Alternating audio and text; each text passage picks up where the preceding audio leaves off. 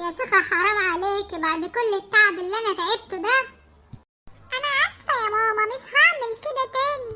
وهصرفها من انا اسفة دي بقى ان شاء الله. انت لازم ابوكي لما يجي يشوف له حل معاكي. واد يا سنوسي، انت يا ولا يا سنوسي. نعم يا ماما. اجري يا واد انده لابوك من على القهوة، قول له ماما عايزاك ضروري. حاضر يا ماما. خير يا حاجة، في ايه؟ صوتك جايب اخر الشارع ليه؟ خير؟ وهيجي منين الخير يا اخويا؟ ما انت حاطط ايدك في المية الساقعة.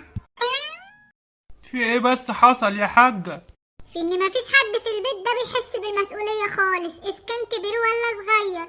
طب اهدي بس كده يا حاجة وقوليلي حصل ايه؟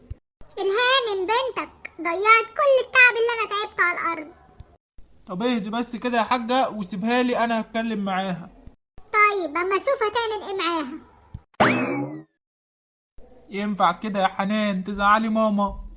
ما انا يا بابا قلت لها انا اسفة وبرضه عمالة تزعقلي. يعني ينفع يا بنتي بعد ما تنضف الشقة انت توسخها لها كده؟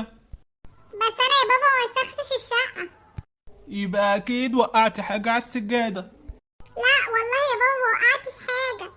يبقى اكيد بقى كسرتي حاجة. لا والله يا بابا ولا حتى كسرت حاجة.